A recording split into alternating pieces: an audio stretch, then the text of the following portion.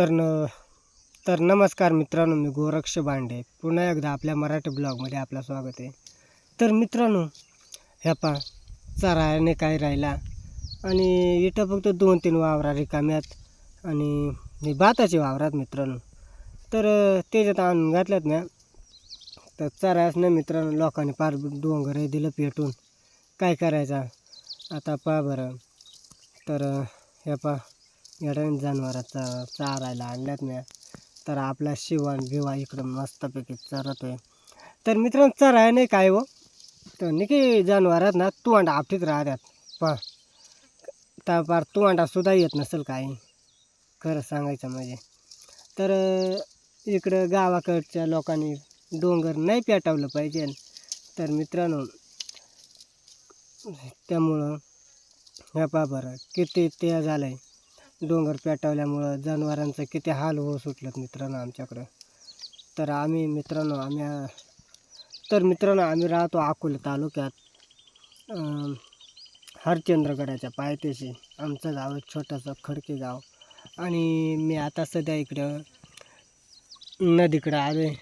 तर ह्या पहा इकडं देऊळ दिसतंय, तर तुम्हाला दाखवतो.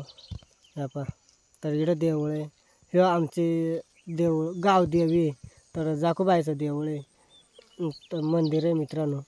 आणि इकडं खाली म्हटलं ना, तर तुम्हाला दाखवतो. इकडं पुढं गेलं नाही, ह्या पहा इकडं सायर आहे, दिसले का तुम्हाला?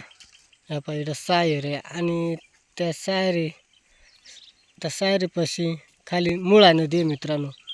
तर मुळा नदी जवळच गावाला येडा देऊन जायले. आणि पहा बरं काहीच खायला नाही. ह्या पहा निके खुताडा. तर काय खातील जनावरा, पोटसुद्धा भरत नाही मित्रांनो. वाळ पेंडा आहे थोडासा, ती पार कटाळल्यात, पेंडा खायला सुद्धा कटाळल्यात मित्रांनो. तर नाही सोडले ना अशी आळडत यात गोगत यात खरं. त्यामुळे ना ह्या पहा चरायला सोडायला लागतात. आणि बगळेले सुद्धा काही खायला राहिला नाही. तर कुठं काही ह्या थोडं बारीक गावात ह्या पहा, तर त्याच्यावर काही टुवाळ बिळा असतील ना, तर मग ते खाण्यासाठी आपल्या जनावरांमध्ये आले ते. आणि जनावरांमध्ये आल्यात पहा, तिकडे शेळी बांधायला चरते, तिकडं 2 बगळते. तर त्या गवतावरून काही टुवाळ जर उडालं तर ते खायला आले ते. आणि ह्या पहा इकडं पहा लय जवळ आलेत. तर ह्या पहा त्यांचं एक जीवन कसं चाललं आहे पहा बरं. तर बघू शकता, लय गरीब जात बगळा म्हणला ना, लय गरीब जात. तर कोणी असं वावरा नांगरताना ट्रॅक्टरच्या मागच हिंडतील, जनावरांमध्येच येऊन हिंडतील चरण्यासाठी. तर पहा कसे टुवाळून गुण खात्यात मस्तपैकी, नाही का? तर मित्रांनो, या अशा उन्हाळ्याच्या दिवसाला लय जनावरांची हाजा होते. जनावरांनी यावा कुठं चारावा कुठं. ह्या पहा बरं बारीक जनावर आहे. तर अजून 2-3 महिने चारायचे म्हणजे ते लई कठीण काम राहत आहे मित्रांनो. आणि आपण एवढ्या मोला मागायची जनावरं आणायची, मग बांधून नाही ना ठेवता येत मित्रांनो. त्यामुळं ह्या पहा काही का होईना थोडासा चारा पाणी घालायला आता आहे. तर मित्रांनो, ही उप्याळ्याची वावरात आहे. या वावरांमध्ये पाणी पण आहे जनावरांनी पिण्यासाठी. हे एक वावर मोकळं आहे मित्रांनो. आणि वरचा वावर मोकळा आहे आणि त्याच्या वरचा वावर पण मग आता तसेच नादून धरायला लागत आहे ते. तर मित्रांनो पहा, बगळेले सुद्धा काही खायला नाहीत पहा. तर डोंगराला जनावरं चरायला जायचे, तिकडं बगळे यायचं मित्रांनो. आणि तिकडे कसं आहे, टुवाळ राहायचं गवतावरून.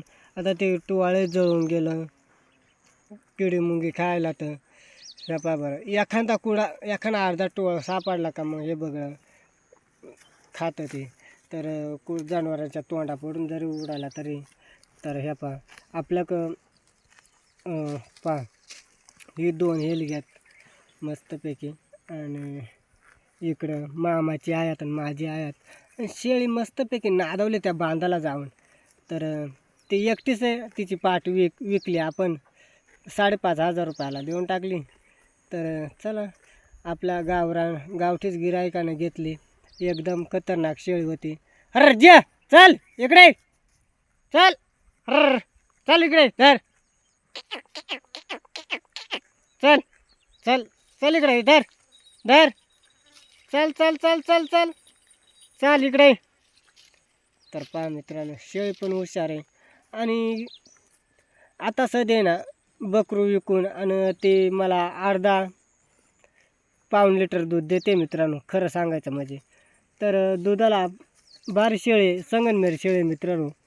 तर आपण ती पाट विकली, ते आपल्याच माणसाला विकली मित्रांनो.